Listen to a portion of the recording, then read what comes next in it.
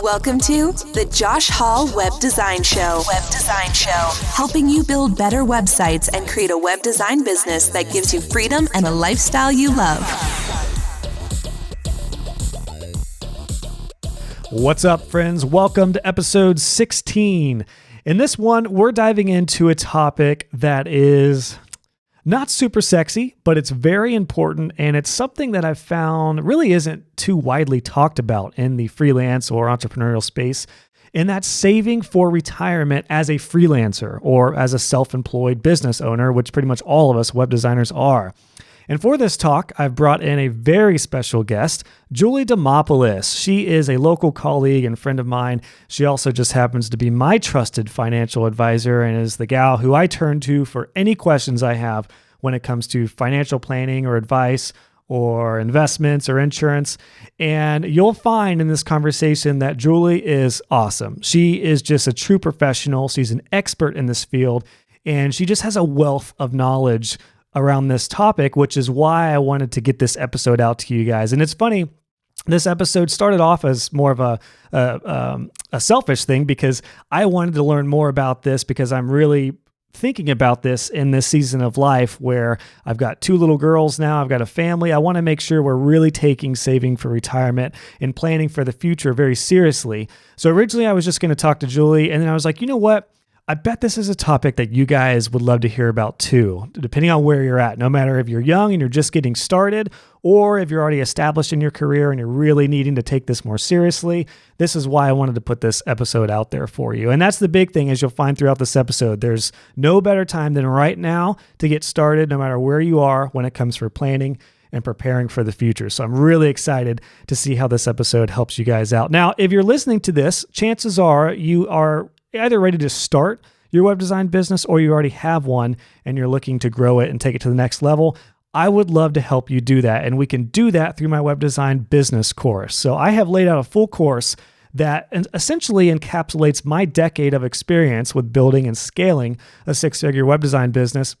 And I would love to share with you how I did it, and I can guide you in your business to do the same thing. So if that sounds interesting, check out the link below on the show notes for this page, and I would love to help guide you to creating a successful web design business through my web design business course. Now, before we dive into this interview, since we are talking about some sensitive financial advice, I do have to issue a couple disclaimers. It was funny because when I approached Juli about doing this episode initially, she was like, you know what? I have to check to see if I can even be on a podcast with all the compliance and liability and things around such sensitive topics. But we had a great conversation that's pretty general. And I will say too, this, Juli and I are both based in Ohio, but everything we talk about is going to apply if you're in the US, and most everything should apply even if you're abroad. Most of the topics that we cover are generalized, so we don't really get into anything that would be state or country specific. So keep that in mind. And again, I just need to issue this disclaimer because we are talking about a field that's fairly sensitive. So Juli, on behalf of Cardinal Financial Advisors, is a financial advisor offering investment advisory services through Eagle Strategies LLC, a registered investment advisor. Registered representative offering securities through New York Life Securities LLC, member FINRA, SIPC, a licensed insurance agency agent, New York Life Insurance Company. The topics discussed today are conceptual and not meant to be taken as given investment advice. So there you go. There's the disclaimer I had to put out there just to make sure we keep everything legit. So without further ado, guys, enjoy my fascinating and super important and impactful conversation with a trusted colleague and friend, Juli Damopoulos. Juli, welcome to the show. Thank you so much for taking some time to chat with us today. Yeah, thanks for having me. So I'm excited about this talk, and I say that kind of inquisitively because I don't think too many people, unless you're a financial advisor, are excited about talking about retirement and preparing and saving and things like that. But I found that this topic is not something that's really talked about too much in the freelancer or self-employed world. So I'm really excited to talk with you about some methods and strategies that myself and my audience can do as freelancers and as self-employed web designers for retirement and things to think about. So I know this is going to be a super beneficial talk.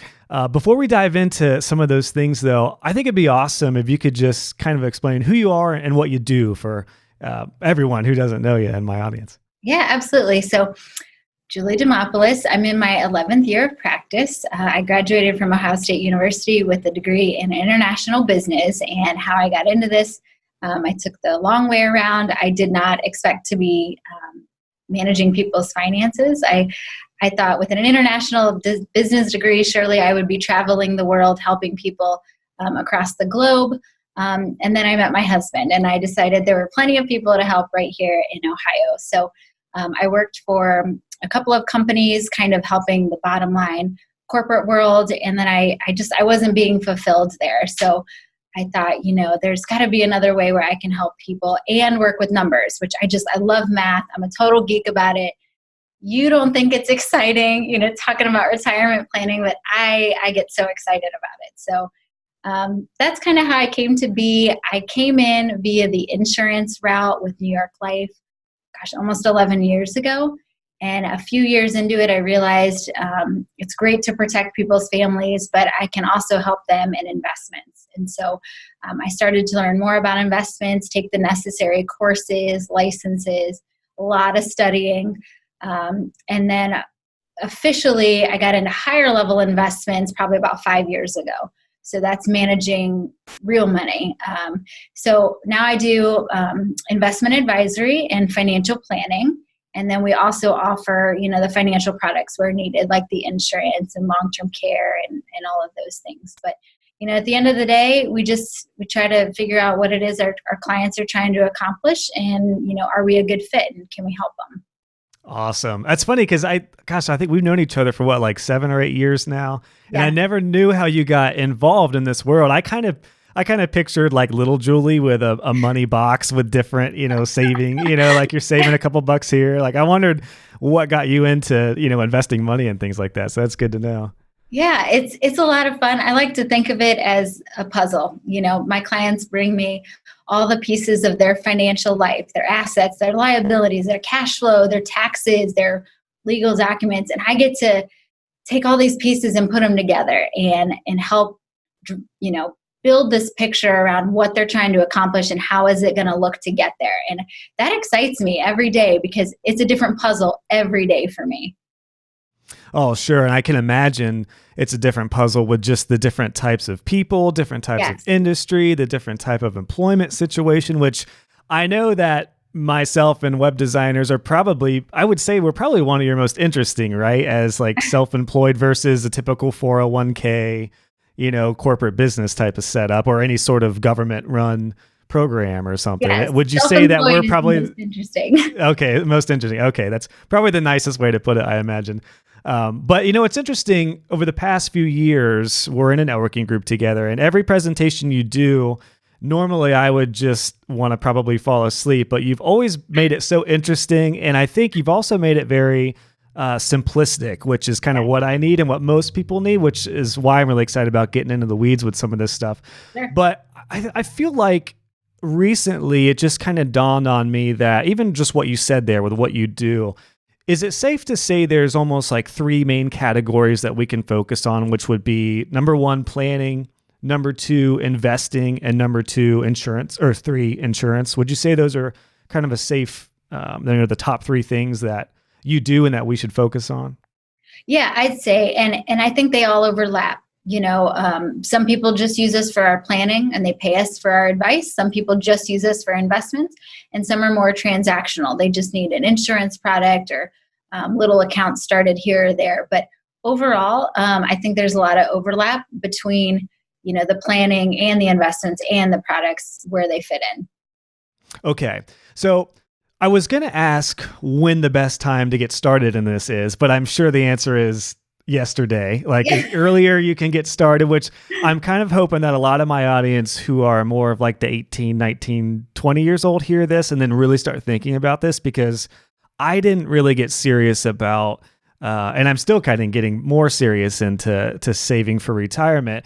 And bear in mind too, for me, I always thought that I would work for a corporate design company or something. I really had no intention initially of starting my own business. It just kind of happened. And then, a little while later, I'm like, holy crap, I've been self-employed. I'm going to keep it going. I should probably figure out what to do with retirement. So with somebody in my situation, which a lot of web designers are, a lot of web designers don't really intentionally start their own web design business. It just kind of happens after referrals and stuff. What would you say is almost the best place to start? Because I know it can be so overwhelming with all these different options. And I find the whole financial advising world, until I met you, very confusing. So maybe that's the first question I'd like to ask is what's the best place to get started as a freelancer or self-employed person? Yeah, so I tell people I use the 3 Ds is what I've kind of coined it. And the first one is just do it. Just the discipline to do it. And your question is kind of where do I start there? But I think first off, there is a hierarchy of how you should be saving. And you should definitely have an emergency fund saved up in the bank. I would work on that first. So 3 to 6 months of expenses need to be saved up. From there, we can start talking about longer term monies like investments for retirement or college funding for a kid, or maybe short to long term purchasing a home or something like that. So I tell people start with the basics of building yourself a little nest egg, a little emergency fund. And then from there, we can jump to the longer term goals. And a good rule of thumb is probably about 10% of your income should be put back. And that's 10% of your gross income, not net. So if you make $50,000 a year, you should put $5,000 a year away into probably some version of an IRA. The younger crowd is probably going to be more interested in a Roth IRA. It's newer and allows you to put money in after tax, and then it grows completely tax-free. So if you wait, there's some caveats, but as long as you wait till what government deems the retirement age, you won't have to pay taxes on what it's earned. So that's just a good rule of thumb on where to start. But I tell people you have time on your side. Time is your biggest advantage here. The earlier you start, whether it's $50 or $500, the earlier you start, that compounding and the time is really going to do a great service in the long run. Okay, that's great. That's good to know. And if you see me typing, I'm just jotting some notes down because I'll make sure I kind of put a little plan of action in the show notes for this episode. Because I think what you're getting into are some real practical things. I like that you talk about that, on our end, saving, having an emergency fund of 3 to 6 months saved up just in case. And that is absolutely imperative for freelancers and self-employed folks like myself who we have good months and bad months. So some months might be really good and then some months might not be so good, particularly in the web design world. So I like that too, because you're not pushing like, hire me for this. It's like, do this, have this set up first, and then you can look at the actual products and things. Another level below there that you should address too, and that's your insurances. We have car insurance, we have homeowners insurance, because let's face it, if your home burned down or you run into someone and you're on the hook for repairing their car, you could derail, your retirement planning or some of your other planning. So have your insurances in place, and that's business insurance, that's life insurance, that's disability insurance. If you can't come back to this job and do what you're so good at, the money stops. And then so does all that other stuff we were working on, the retirement and the college planning. None of that happens either. So have the insurances in place as that kind of foundation, then the emergency funds and short-term savings. Then we can start to talk about, building real wealth for bigger purchases or retirement, etc. That's great. That's great. And what's interesting about all this is it is kind of I imagine it's probably interesting for you, and maybe one reason you like it. This isn't something to where you get a client that is a project for a little bit. You're working with people for a lifetime. Yes. And you're even after their lifetime, like once, I know you've worked with clients who have passed away, and then thank goodness they got everything set up with you, because I know you've been a crucial part of a lot of people's families too. Yeah. After that time. We're not transactional. We can be, but we're relationship based. We want to build this relationship that lasts not just for your lifetime. I like to tell people retirement is halftime. There's still the other half of the game to go here. I'm not just going to gift you up until that point and then say, well, see ya, did my job. Instead, it's, really, I think the more crucial part of my job is going to be on the back end, where we're helping you distribute those monies and not run out. and still leave whatever behind you would like to. And then I'd like to know, hopefully over the years, if I've gotten to know you and your family, where those monies will be trickling down to, and seeing your wishes come to fruition. I think that's probably the more exciting part, is seeing how it all plays out when we talk about the generational transfer of wealth. I think that's exciting. It is. Now you're making me more excited. I'm understanding why you get excited about this kind of stuff, because it definitely, it's life changing and so impactful. So, okay, great first step as far as get the insurance and the disability stuff covered. There's a variety of ways to do that. And as I'm sure I'll mention in the intro, we're based here in Ohio in the US. I don't know exactly how things are run overseas in different countries, but a lot of these methods, I'm sure there's some sort of, whatever it is, but make sure you're insured to where it's personal versus business too. And that's one thing. Now that I have a home office, I have my insurance being home auto and business bundled. So yeah, we get in a fire, we're covered for a certain amount. Yes. I do have disability set up as well. So that basically maybe that's the next place I want to segment to, is because the setup I have, I think it's a pretty good setup, and you can correct me if I'm wrong, but I've got disability. I've got the insurance covered. I've got disability. So if I walk outside and get the mail and I get hit by a truck, then my wife's covered. We doubled the amount last year because I'm making more now. So I wanted to make sure, and that's probably an important point too, right? You want to make sure you keep up with your income to make sure if something happens, your lifestyle is covered. You should probably reassess your insurances every 5 years, because things change, income changes, your life just changes in general. And I imagine that self-employed people like myself, it's probably interesting too, because my income, in full transparency, has gone up so much over the past few years. It's not like I'm salary where you might get a $5,000 raise or a $10,000. It's like, tens of $1,000s that are, could potentially, and even more, that could happen per year. So I think that's important too. To a good point, like you probably, maybe in that case, would you say you maybe need to revisit it even sooner than that if you're making, it depends double on what you made, or the growth trajectory. It just depends. If you are working with a professional and an advisor, you're probably meeting with them every year anyways. And if you're working with someone like us, we look at your tax returns, we look at your income and your liability. So we're going to know, and we'll be able to make those suggestions. Hey, we haven't, it's been a couple of years since we talked about this, but you would really be at a shortfall if, something were to happen to you. Gotcha. Okay, cool. So yeah, the insurance thing is huge. Obviously you want to protect yourself. Disability is huge in life. Yeah, I was going to say, so I have, the cash value, the CVA, was it CVL, cash value life insurance. And then I have the Roth IRA as well, which my goal now that like things are more stable with both of my businesses and the upswing is going really well, and I've got those first pieces kind of in place. I've been contributing to the Roth, but not as much as I kind of wanted to. But of course, I just had, as we had to reschedule this interview because my second daughter came, and family's growing, expenses are growing. So that's probably one area I'm trying not to view as an expense as far as retirement. It is an investment, which is why it's called investment, not expense. So yeah, that's kind of my setup. Would you say that I'm on the right path? Is there something in my situation that you would recommend? Because I think a lot of people are probably in a similar situation as me, to where maybe they have insurance, maybe disability. If not, you can get those things. It's fairly cheap wherever you go to get those. And then a lot of people are in my spot where they're maybe starting to save. Like, what would you recommend is kind of that's the question. What would you recommend for somebody like me? That's the next step in this whole process. Yeah. So the next step is understanding, what are your goals, right? I tell people, give us a time frame. So if you'd like to retire by a certain age, how much would we need to have accumulated by that point?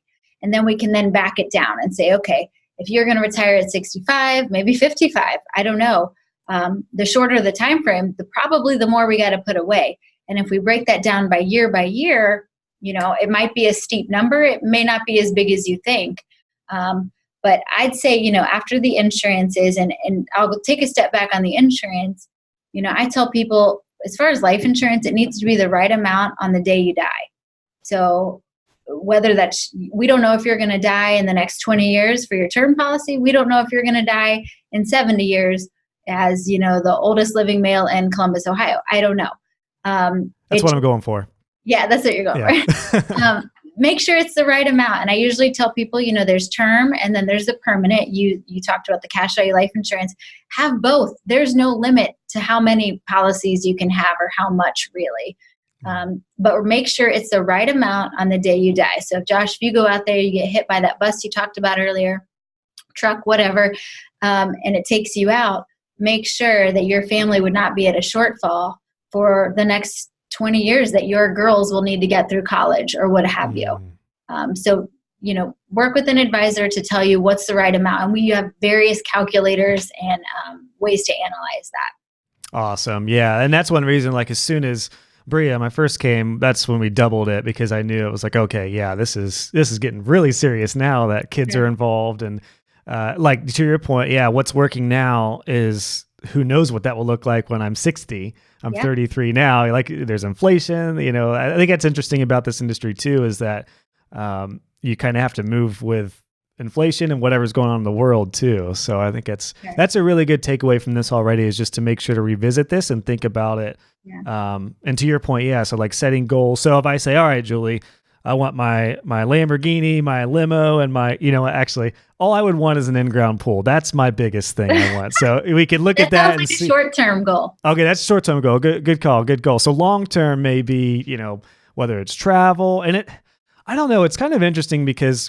and I think I could probably speak for a lot of other fellow web designers, I don't really have like a retirement date because I'm not in a corporate position. It's like, I am kind of saying like, okay, I want to probably stop. We're using air quotes for those listening and not watching on video, to retire. However, I just don't know. Like I can't ever imagine not doing some sort of work. So, but I don't want to certainly put myself in a situation where I'm 50 some years old and be like, oh crap, I need to make sure I'm covered, or at least have savings and have something to where if I'm not dependent on me actually doing something or typing. So that's huge. So goals and all that stuff, obviously with retirement, sooner you get started, the better, right? I mean, time is on your side. Yeah. And I'm the opposite of some people. I tell people to go from, per month or per year to strive for more than what you think you can handle. So put in, if you think, gosh, I could do a couple $100s a month, stretch it out and put in more, knowing that if it doesn't work out, you can pull it back. All you have to do is call your advisor or go online and reduce how much you're putting in, and it'll, take effect the next month. But I tell people, strive for more, because you might surprise yourself and you'll rise to the challenge. There's some great thought processes out there about, how even married men make more money because they rise to the occasion. They take promotions, or they work harder, or, things that make sacrifices for their families. And so men and women alike. But I tell people, go for more, knowing you can back it down, but you might surprise yourself and be able to handle it just fine, and you'll thank yourself. Nice. And that's so true with the being married or kids. Actually, you told me before Bria came, you said something that has stuck with me ever since at our group one day. And I was like, I forget what we were talking about, but I was saying something to the effect of like wanting to take this kind of stuff more seriously and really leveling up our income. And I think you were on kid number 3. You've got 4 now, but at that time you had 3. I think you were working on your 4th. And you were like, every kid I have, I make more money, because you're just like forced to level up or just do it, And that's so true. It's interesting because I have totally seen that play out. Like when you get married, as a guy, you level up. Hopefully, you level up and you rise to the occasion, and you just do what you need to do, and it happens. And then with kids, it's like amplified, it seems like, because particularly if your spouse is working, there's not as much pressure depending on the salary, but them babies ain't doing any work. They may be getting likes on Facebook, but they're not generating any income. So you really have to step it up. So I say that to back up your point. Yes, it's totally true. And I like that idea for what we're talking about, because like if you really want to make it a priority to just add an extra $50 or $100 a month, that goes a long way over a lifetime, right? It does. It Yeah. does. And I think that you'll surprise yourself. I ask people to challenge themselves. And if you really prioritize some of these goals of yours and you see them often, I'm a huge proponent of writing down your goals and looking at them often so that, they stay clear in your mind. Why are you making some of these sacrifices, or why are you saving? I think that's huge. So I also encourage everybody, it's the beginning of the year, sit down, write down what are your goals for the year, go high, and maybe you'll surprise yourself on how they come together, but revisit them too. Like in our office, we sit down and we revisit our goals every quarter and say, where are we at? Where are we at to our goal? And then where are we falling short, and what's the game plan to get us there? And you can do the exact same thing with your finances. Nice. And that's a good idea for reflection too. That was one thing I was big on this new year, was reflecting on the past year and learning from what went well and what maybe didn't go so well. Sounds like you're kind of doing both of those. And by the way, Julie, for those of you who aren't watching this, you're seeing this glare on my head. For whatever reason, when I do interviews in the afternoon at 2:30, the sun just comes in and starts blaring at me. So if I start winking, it's nothing. It's just me trying to get it's the light in my eye. But awesome. So one question I had was, as far as the amount to contribute monthly, obviously that's something that you can't answer unless you find out a person's situation or an advisor finds out a situation. But is there is there an ideal percentage that you ideally would invest? Like I know a lot of people say with a mortgage or with living expenses, you want to keep it 30% of your income or 40%, depending on what that looks like. I've heard that term, and I like that. That's kind of what we try to do. I say try to get to, but for like investments in retirement, is there like a percentage that ideally, I know you talked about, 10% or whatever, but as far as like a monthly contribution, would you try to stick with that, like the 10% range, or what do you think about that? Yeah, I think that's a good starting point, is 10%. I think you should strive to eventually get to 20%.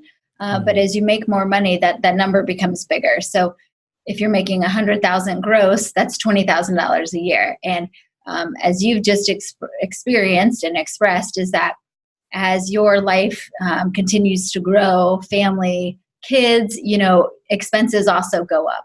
But I challenge that rather than seeing your retirement or your savings as an expense, it should be up there with some of the requirements like wages and taxes. It should be a requirement that you put away 10 or 20% rather than falling, in the hierarchy way down here with expenses. It should be higher than that. It should be pay yourself first. The whole point of this is that you're creating value outside of yourself. So many business owners put money back into the business, which is great, wonderful.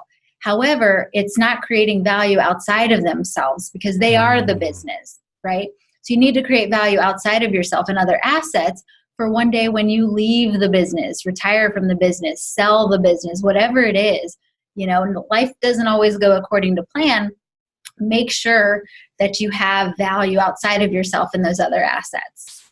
Wow, that's such great advice. And I love that idea of just what you said right there. It's like when revenue goes up, it seems awesome. It's like, wow, our revenue's going up and that's really, really cool.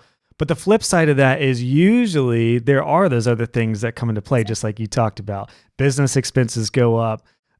In the case of personal life, shit happens. So that can be a really dangerous period for people. And we experienced some of that with going through the NICU for 56 days a couple of years ago. Right. Luckily, we kind of, we made it, but it was definitely a strain. It was a tough season. And then the other aspect of that is, I think, thinking about your future self, which it's kind of like, I imagine in the investment world, your whole goal is to make future you happy, right? Like, thank goodness past Josh actually set this up and put some money aside so I don't have to work my freaking butt. Yeah. Right? Yeah, absolutely. So, sometimes we tell people to think of themselves in the future, but talk about it now. Where will you be? And getting your mind kind of prepared for that. Again, it helps to prioritize what's important to you, and you get excited about it. You're more willing to make the sacrifices now. And it doesn't even have to be real sacrifices. I mean, some people say, I don't want to, save so much that I can't do anything now while I'm still young and healthy.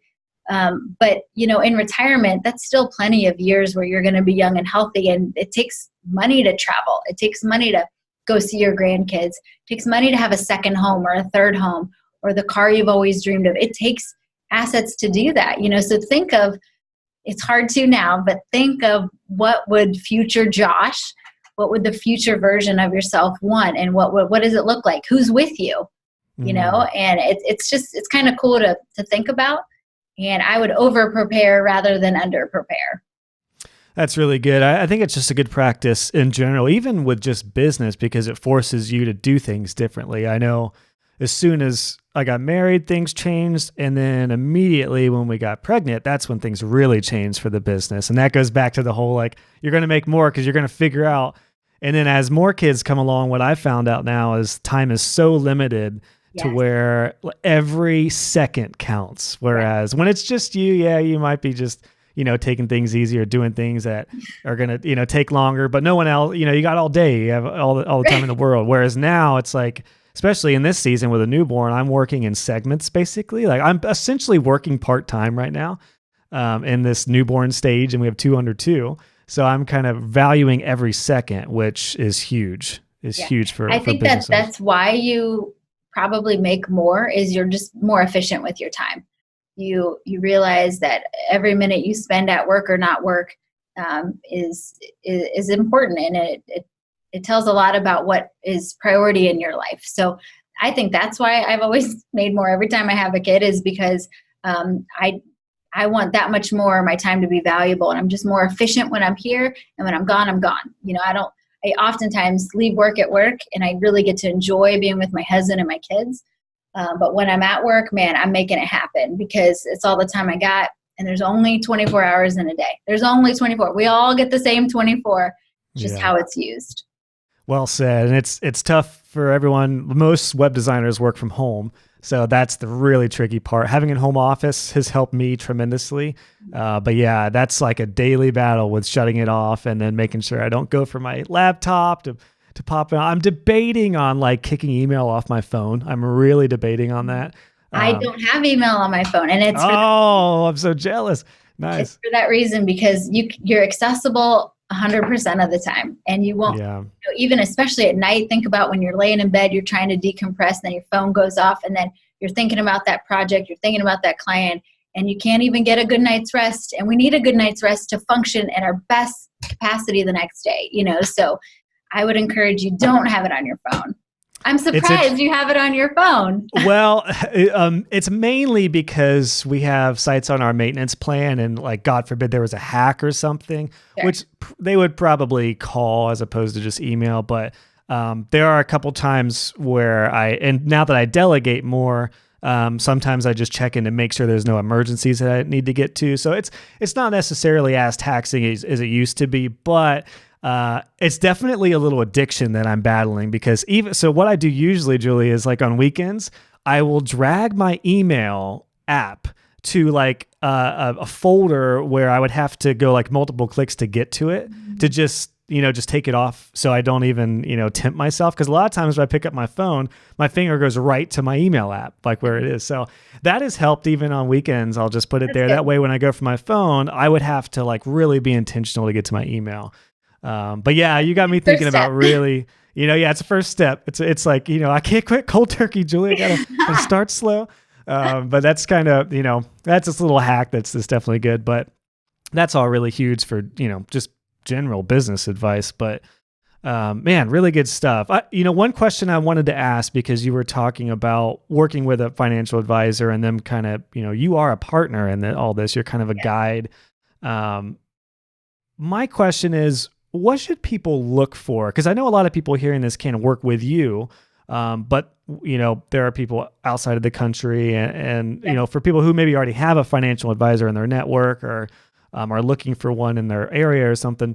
What are some things they should look for in a financial advisor? Yeah, that's a really good question. I wish more people asked it, actually, because think about what you're sharing. You're sharing personal financial information, which it's not like we normally just, sit around with our friends having a beer and we tell them about our financials. I mean, it's personal, and it's meant to be personal. So I would say, the first step in finding a financial advisor that you like is you got to trust them. So find someone that you trust wholeheartedly and you can tell they're not like in it for a quick fix, or they're just going to take your money and then you're not going to see them again for 5 more years. Just make sure you have a good gut feeling. Trust your instinct on that. The second is make sure that they're competent. So work with someone who understands the issues and concerns of a business owner, right? Versus I just work with families, or I just work with individuals, or I just work with whoever. Find someone who understands business owners. And, a lot of them will say that they do, but not all will. So, check out their websites, right? Check out their websites and see who does it say that they work with. If it says one thing that, one thing's coming out of their mouth, but their website says something different, well, maybe they don't really understand the business owner and the complexities of what you all deal with. And thirdly, which is just as important, is make sure there's some chemistry. You're sharing very personal goals and pertinent financial information. Make sure you like each other. You don't want to be butting heads with your advisor on every piece of advice, and neither does your advisor, right? I mean, there are some clients that I've said, I don't think this is a good fit, but let me get you to another advisor. And it could be personalities. It could just be, we're not on the same page, and that's okay. And lastly, I'll say interview a couple. So interview a few, because you need to have a basis of comparison. Something is good as what it's compared to. So have a couple that you interview, and then, go with your gut on who you trust, who's competent, and who, you like. Wow. You just said so much gold in that little segment there. I'm going to have to use that as a little quick video or something, because that was great as far as, so it's funny because as you were talking, there's so many parallels to web design, even though our industries are completely different. Right. The commonality between financial advising and web design, if there is one, is that you are not a one and done service. We are partners. Like some of my clients are from 2010 and it's 2020. Like, that's crazy. Not many auto mechanics, unless you really find somebody who you just love, is going to be there for over a decade. Right. Financial advising is definitely an industry that's a partner. To your point, you want to make sure you actually like who you work with, that like and trust them. And then web design is the same way. Like, similarly, like, clients are trusting us with maybe not their financials, but the growth of their business, their online representation, which is huge. And then, you don't want to get an email from somebody and go, oh, you don't want to sigh when you hear from somebody. You want to be like, oh, Julie emailed me. Cool. I'm sure it's going to be good. So I think that's huge, particularly for something like that, that's so intimate. And quite frankly, like, they're going to be, or they should be in your corner for a very, very long time. Yeah. And to that point, make sure both you and your spouse or your significant other or your kids, your grown kids, make sure it's a person that they could get along with too. Because after you're gone, Josh, if you were to prematurely pass away, I'm going to be sitting in front of, your wife, and she needs to be comfortable with me as well. I can't tell you how many widows I've had come in who are like, oh yeah, my husband used this guy. I never liked him. And I'm like, oh, wow. So for the women, or for the spouses, or for the, the second part of this, I see it quite often that the male handles the finances in the relationship, and the woman is kind of just like, yeah, whatever you say. And that's okay. But make sure, for all the ladies on this, that you speak up, or the person who doesn't handle the finances, that you speak up and say, whether you care for this person or not, because at the end of the day, that might be who you're relying on to have made these good recommendations in a place that could be emotional or traumatic, so just make sure both of you are on board. What a good point. Now, what about, because a lot of my audience, about 40% of my audience now, between my website traffic and my courses and stuff, are female. So there's a lot of gal business owners. Yeah, it's awesome, right? Like, I just love it. I think it's so cool, particularly for stay-at-home moms who want to stay with their babies. I just love that. But what about, like, in those situations, I imagine they're kind of on their own. If their husband is working at a corporate job and they're running their freelance business on the side, like, would you suggest that they have obviously you want to keep your spouse plugged in with everything, but do you find that a lot of self-employed people have their own investment stuff and then a corporate spouse has their own investments, or what does that look like? Yeah, usually because of the way the IRS has set up retirement accounts anyways, you can only have one owner. So maybe he has the 401k and she has the IRA or something like that. So yeah, usually Okay. they're separate. But if she's doing it on her own, or the freelancer's doing it on their own, just make sure you're working with an advisor who's getting you the right type of IRA. If you have an LLC and you have employees, we could be talking about different types of IRAs versus just the regular traditional or Roth. So you need to work with someone who knows that there's other ways to go about it and getting you to Okay. retirement. Gotcha. One question I had was, what about people who have a financial advisor but want to change? Like, I have a previous financial advisor and he was great. I still, we have a lot through him and I really enjoy him, but I like you more. And I want like the I hope he's not listening. No, probably not. But it's just different. Maybe not more. I just like you differently, Julie. So like, in all honesty, like we've been in the same networking group for 7-8 years. Like you and I have seen each other grow professionally, and we're family friends and everything too. So like my question would be like, as I kind of want to transition more to you, and then for other people who are in the same boat, how does that work? Like, are you able to, would you suggest keeping certain things in place with a previous person and then starting new things with a new agent? Or do you just try to like, can you like kind of transfer those? What does that look like? Yeah, so that's a really good question. And at the end of the day, business is business. And if it's a personality thing, or if you've moved on, just think about like the people you were friends with in high school. Sometimes we move on from those friends, and then we have friends in college, and sometimes we move on from them. So different stages of your life have different, you have different circles, different people on your team. And so if you're looking at a new advisor, I would interview them just the way you probably interviewed your first one, and see, and I would kind of open up your financials, say, this is what I've got going on. Do you see an area where maybe you could help or take me to the next level? Or do you think I'm doing it all right and there's no added value there? And I'm not going to know that till I see it, right? And sometimes I have told people like, hey, you're doing pretty good. I just keep doing what you're doing. Or yeah, we can take that over. It's really just a change of advisor form. We can take that over for you and do the same thing. We don't even have to change account numbers or anything. Maybe, their person retired, or they're just in a different geographical area. It just depends. But I'd say, go into whoever it is you're looking to move towards, and just share some of the high level stuff. And they'll may be able to tell you right off the bat, like, hey, I think you should be discussing this. I'm not sure why you haven't addressed this. Or no, you look good. I just keep doing what you're doing. And if they're Awesome. a good advisor, they'll be honest and tell you that. Yeah. And you did with me not that long ago. I kind of told you that I wanted to shift, everything current and then definitely future with you. And you kind of said like, well, I just kind of gave you an overview of what we had in place, just like I did earlier. And you were like, yeah, honestly, I wouldn't make any moves with that stuff. And I appreciated that, because similar to web designers, actually just last week, I got a lead in and they were like, I've had a lot of bad experiences. We have this site that's built and we want you to like take it over and all this stuff. And I said, it's using tools that I'm not really familiar with. And I was like, honestly, the site is nice. I know it's been a tricky path to get here, but you have a nice site. If we were to do it, we would have to just completely redesign it, and it's going to be a several $1,000 investment at least. Yeah. So I said, honestly, you're probably okay right now. We can do these things, but I wouldn't suggest, unless you really want to do something completely different, you probably don't need to blow this up. And they were really appreciative of that. Yeah. So I think it's the same idea.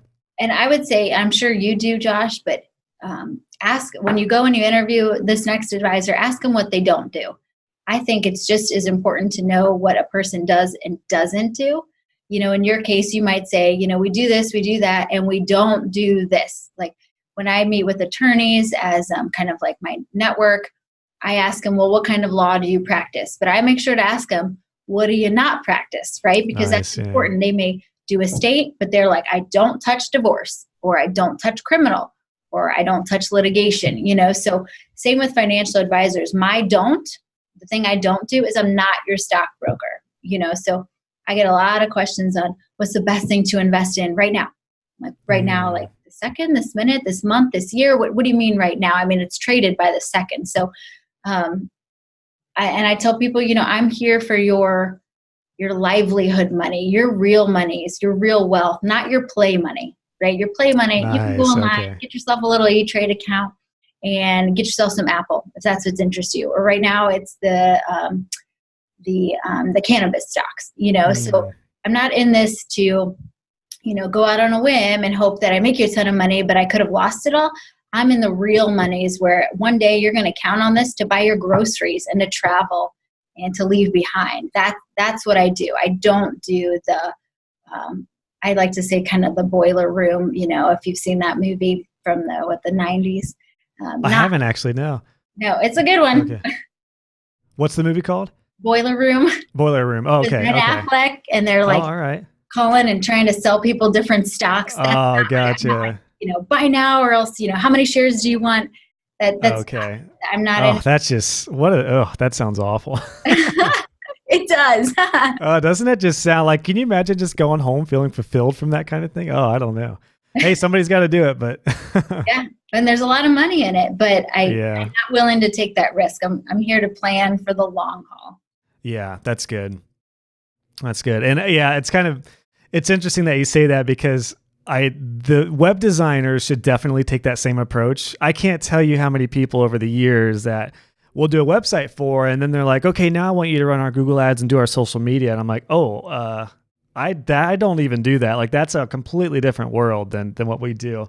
And that's kind of what I'm kind of really working on right now, is figuring out how to say, like, here's exactly what we do and what we specialize in.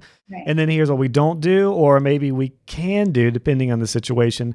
But more importantly, and I wonder if you have this too in your network, but if we don't do something, we have quality people that we can refer them, which I think that goes a long way. It may be a little costly if you have to write out an email or get somebody in touch with somebody, but it seems to come around full circle.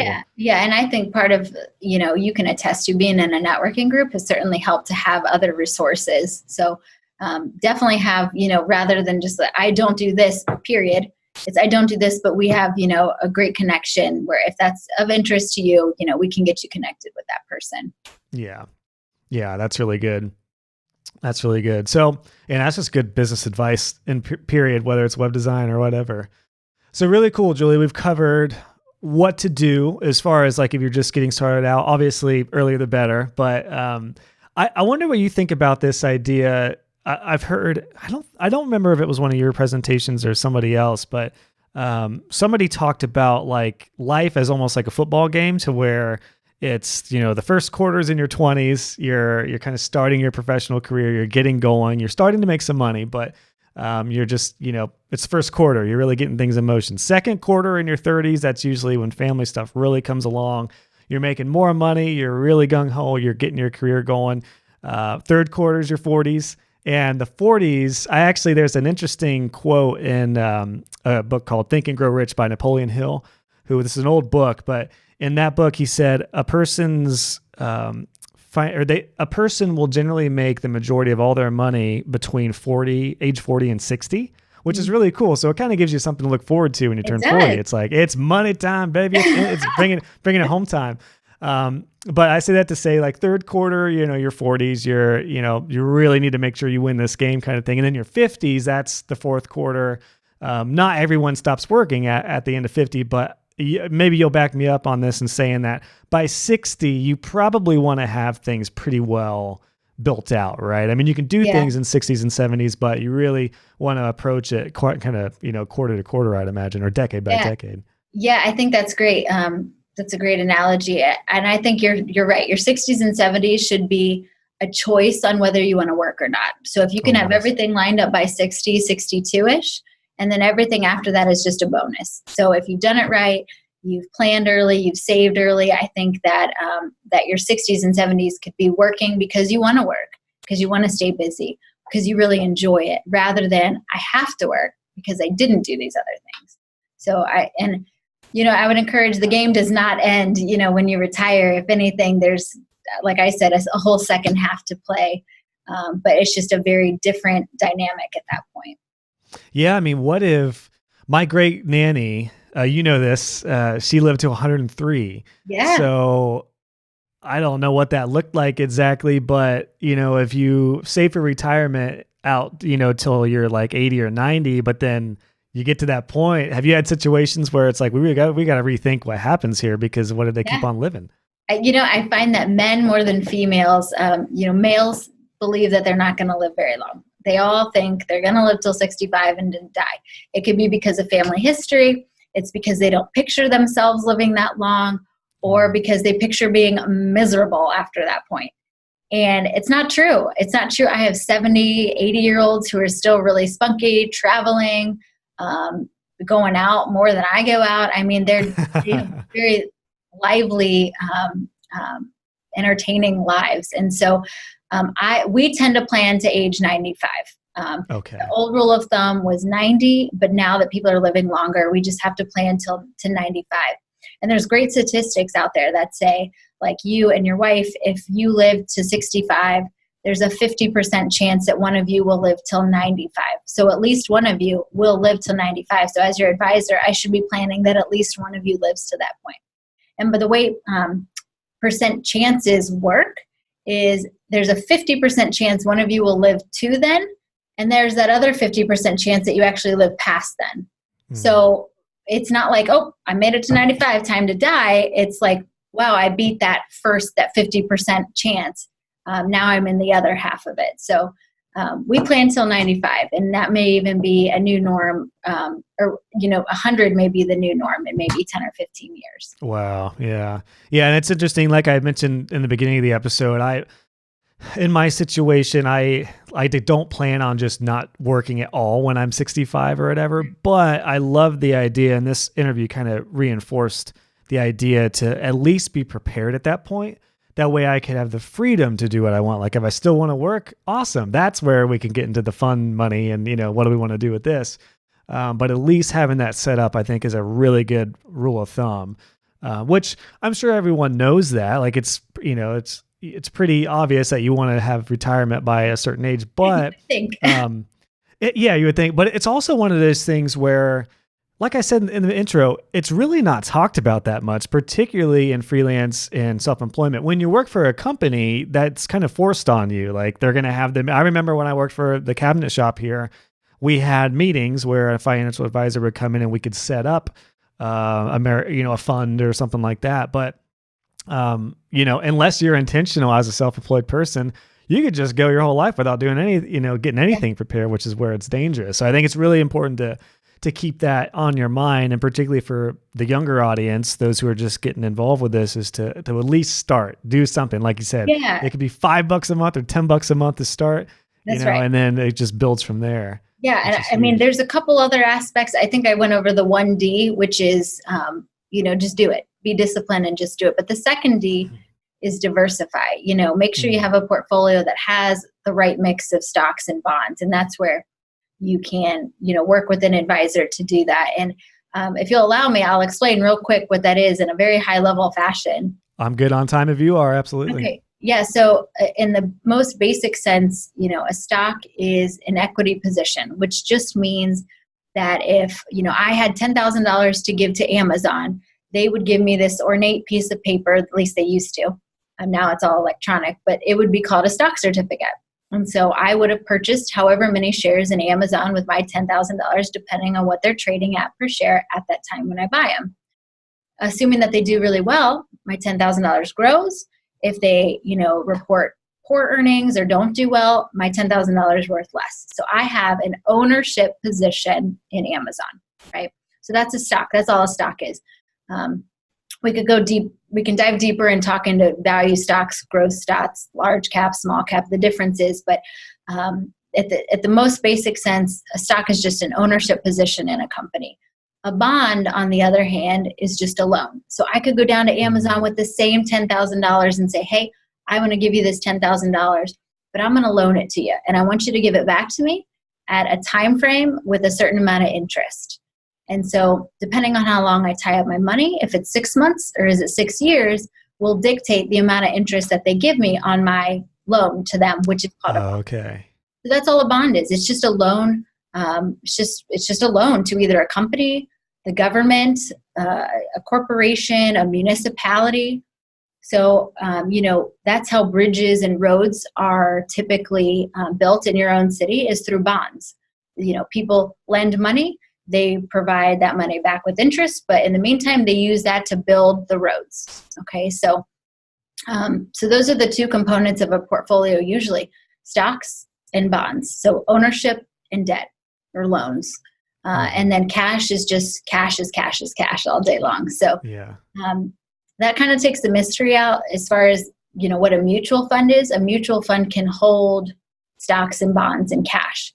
It's kind of a passive way to go about it. So when I purchased Amazon directly, or I could purchase Amazon in a mutual fund that also holds Amazon, Netflix, Merck, Johnson & Johnson, Walmart. Kind of spreads out my risk. So I maybe don't get as much return, but I don't have as much loss either. So that's just kind of high level when you start to look at what to be investing in. The rule of thumb is the younger you are, the more stock positions you should have. The older you are, the bonds should take up more of your positions. Okay. And with your services, like directly with what you guys do you assist and I know you do this, you assist and educate in that. I mean, it sounds like you want your clients to be hands-on, but I mean, you guys probably do a lot of that in-house, right? I imagine, as far as... Yeah, we want our clients to be educated. So if someone were to say, hey, what are you invested in? They know what it is and they understand why, versus someone going, why in that? And so it's important to us that we educate our clients so that they understand it. I mean, it is your money at the end of the day. We want you to understand what it's going into and why, and to be able to support that. Gotcha. See, Julie, this is why I love talking with you, because if any other financial advisor went on stocks and bonds for 10 minutes, I would have already been doodling by now. So there's a lot more to it than that. I know. High level. But even the high level surface stuff is it makes me get a little sweaty just thinking about it. And maybe it's just the terminology. Like I still feel like a kid in some ways. Like when I think about investments and stocks and bonds and there all this verbiage. But I'm realizing like I'm 33. I'm getting out of my like early 30s already. Like this is definitely like, I'm really not into that world yet, but that sounds like going back to like what the next phase is. I think for me and a lot of people in my position, it's probably setting those goals, those big life goals. So you're on a path, which the path can always change. It can always do different things, but at least you have kind of a good vision for what's ahead and what to plan for. But then, getting really serious about some of the higher and the mid and low level things like that are undoubtedly important. Yeah. And what I'll say, so there's one more D, and that's called dollar cost average. And so you can choose to give me, let's say you make 50,000, you want to stick to our rule of thumb of 10%, and you say, here's 5,000 to put in my Roth IRA. You can choose to give it to us in a lump sum, or you can spread it out over the course of the year monthly, right? And on let's say the 15th of the month, your X dollars, $458 or whatever it is, comes out and funds your IRA. When you dollar cost average, that's what you're doing. You're taking it out. It's essentially equal installments over equal periods of time. And so that's better to do than to drop in a lump sum of money and hope that you were at the low point in the market, right? You want to buy stocks and bonds when they're half off. You want to buy it when it's down, but we don't know it's down until it's in the past, right? So if you were to just dump it in, we don't know if that's the low point. But if you walk it in every month, you're purchasing at some at high points, some at low points, some at high points. And so that should net you a lower share price than if you just dumped it in and hoped it was the low point. So that's called dollar cost averaging. It's just saying equal amounts and equal intervals. So I tell people monthly is probably the best way to do it. So when you decide to, contribute to something, set it up so it just comes out every month. That'll walk your money into the market, and that's the best bet. Can you recap the triple Ds again? Because I didn't mean to I think you got going on the first one and I completely derailed us and we circled back around. But that's great advice if you can recap that. So the first one is Damopoulos. No, I'm kidding. The first one That's the fourth one. That's the fourth D. The first one is the discipline to do it. Just do it. Okay. The second is diversify.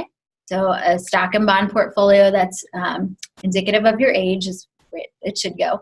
And then the last is dollar cost average, where you walk in your money on a regular basis rather than just dump it in. Okay.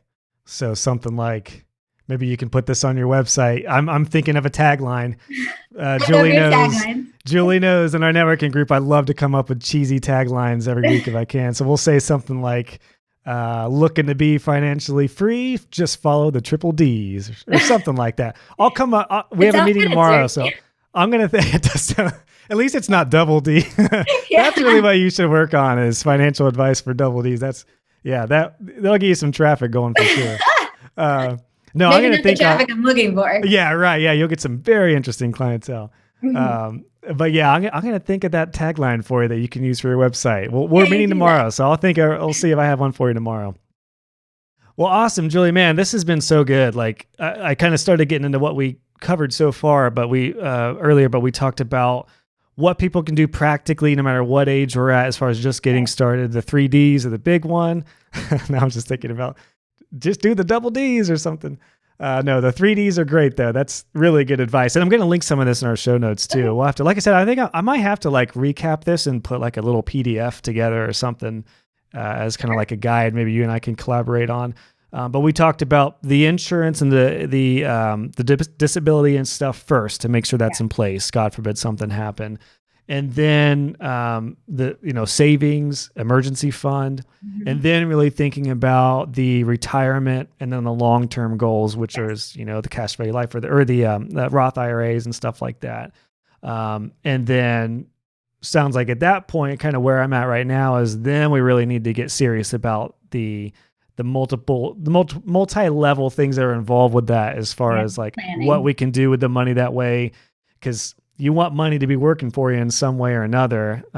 And I've realized, again, regardless of expenses going up, you want to make sure, and I'm just kind of reinforcing this to myself, you want to make sure that money is thinking about your future self and it's not viewed as an expense, but an investment. Just like a website. I tell that to clients. Right. A website is not a cost. It's not an expense. It's something that you're investing in your business that should help you make more money. Right. So it sounds like that's kind of what we're all about here. But we covered awesome stuff too, with just as far as what people can look for with an advisor, which I think is huge. Some other really like pertinent information that I think is going to help my audience out a lot. So yeah, we've covered some really good stuff. I think just to kind of wrap up the conversation, we've covered most everything I wanted to hit. Like I feel good about kind of having a plan that really anyone can go into, and there's a lot of different options. Obviously, hopefully people know they can reach out to you. And the reason I ask, like if somebody wants to leave someone, is I would, if somebody sees this and you're like, I'm not happy with my dude or my gal, I want Julie, then hopefully they know they can reach out to you. And of course I'll have your website and everything linked in the show notes, but do you have any we cross state lines, so it's not like, I have clients in Michigan, Florida, Texas, all over the place. So it's not like I have to be just, here in Columbus, Ohio. But no one overseas, right? I don't have anyone overseas. The regulations are a little bit different and licensing, but a lot of the things that we talked about today will translate over there. I just probably can't help them with it. Gotcha. Yeah, but I say that to say, do you have any, like, we could do one kind of parting thought or multiple parting thoughts? What would you say at this point as we're kind of, wrapping this conversation up? Because sure we could go on longer, but I feel like this is a good place to kind of put a cap on a lot of this information, because it's a lot to digest for folks particularly who are like brand new to this, who are, just getting into this. Yeah. What's kind of a good, a final thought or some parting thoughts you would mention? Yeah, I would say, actually, I'll use this quick story. Have you ever, someone asked you a question about someone you went to school with and they said, oh, do you remember her name? And you couldn't remember. They asked you too quick. And then a week later, you're in the shower and you go, it was Brittany, or whatever. What's really funny about your brain, the psychology of it, is it's like its own Google search engine. So it searches for the solution until it finds it. And so what I would encourage financially or in any aspect of your life is, if you're trying to make a change, give yourself small questions for your brain to Google search on. So, how can I pay down my student loan debt? And then your mind's going to keep Google searching until it finds some solutions. But you have to see your question often. So how could I save more money for down payment on a house? How can I save more money into retirement? start to revisit these questions until your mind searches for the answer and gives you some solutions. That's what I would say is our minds are phenomenal parts of our body that are able to help to give us solutions to little things like that, but make it a really simple question, like not how am I ever going to pay down the student loan debt? Make it like, what little change could I make to start to tackle some of my debt, or just make real simple little tasks for your brain. That's what I would say. That's great. I was just thinking, like, for a web designer who's making, say, 50 grand a year on average right now, and they're like, how the heck am I going to save for retirement with 50 grand a year with living, particularly if you're stateside, with living expenses being, very high, probably no matter where, what your situation looks like. It's like, how do I do that? But I think that's great advice. Like, start small. Just think of something. How can I pay off a debt, or how can I pay off my car? Yeah. And it starts a snowball effect, right? It's amazing what that'll do. And if it's really important to you, I mean, your mind will come up with bigger and better solutions. And it's wonderful. Again, challenge yourself. You can probably handle more than you think. And if not, you can always back it down. And this gets into more just like basic financial advice, but I've heard this talked about a couple times, and I forget what book it was in. I think it was in Rich Dad, Poor Dad that I read, or maybe another finances book that I went through that talked about getting rid of debt. And one of the best tricks to do is to focus on one loan instead of instead of knocking little chunks out of a ton of different loans, focus on one, get it knocked out. And then it does create that snowball effect. And there's a feeling of achievement. Like, yes. I just, got for example, we just did this a couple of years ago. We had my business credit card, which had some debt on it, and then our personal credit card, which had some debt. And for a while, I was always contributing just a certain amount a month per each card. And I was like, what if I double down on the personal? I'll try to hit just above the minimum on business, but I'll take care of my personal. And we were able to get that down completely. And it was like a very gratifying, like it really set in motion a lot of other positive things with the idea of knocking out debts and saving and stuff. So anyway, I just wanted to throw that out there because I think it's a worthwhile idea or method for that kind of thing. Absolutely. We see that a lot. We try to attack little things so we can give you a sense of accomplishment. And then that sets the momentum, like you said, to knock down some others. Like, wow, that wasn't so hard, right? Manageable, and working towards my goals. Yeah, working towards goals. Awesome, Julie. Man, what a good talk. I'm already excited to re-listen to this and put some notes together for this. So you already kind of had a final thought with, just get started, just do it. And then I'll kind of write some of this out. And like I said, maybe I really think it'd be worthwhile to maybe do a little ebook together or something at some point to kind of recap some of this stuff. But yeah, I'd love to help. Josh, it's been so great to know you over these years and see the way that your business has flourished. So I'm excited for you and your family, and what you're now teaching and passing on to other freelancers. I think it's awesome. I think you're going to learn and you're going to grow in helping them, which is just such a great feeling.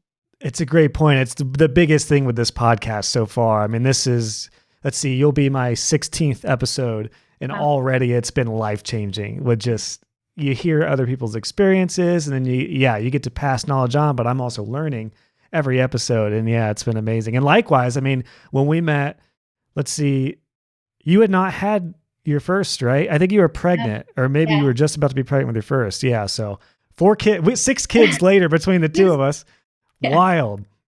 I'm done. Wild. I don't know about you. Yeah. Well, no, we're going to keep on going. Yeah. We're especially with as easy as Annie is. She eats good. And my first is amazing too. She just has some eating problems and things like that make it a little more tricky, but yeah, gosh, it's awesome either way. Awesome. Regardless of lack of sleep in the newborn stage, it's awesome. And it just, it just changes everything with like business. And it does. It takes this type of, so this one reason I wanted to do this talk was because selfishly, I wanted to talk more about it other than when we get to chat like 5 minutes after our networking meeting. Sure. But also to be able to pass this on. And that's one really cool thing about the podcast too. I don't know eventually what you want to do one day. I know podcasts in the financial world is probably tricky, but it is because of the limitations and everything. But it's kind of like, it's a win-win-win because you can talk to somebody and learn, and then you can pass that on simultaneously, which is really cool.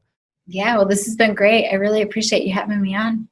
Awesome, Julie. Well, thanks so much for your time and your knowledge and your expertise. And like I said, anyone who sees this who wants to reach out to you, I'll make sure everything is linked, and they'd be more than willing to get with you for, at least a call or consultation or however that looks like. I know you're very open to hearing from people, and hopefully, I was going to say, hopefully it keeps on going awesome, but I know I've seen your career path explode as well. So I'm really excited to likewise kind of see, things continue on for you. So all good stuff, Julie. Thanks so much. Yeah, really appreciate your time. I know a lot of people are going to get some value for this, and I'll see you tomorrow morning.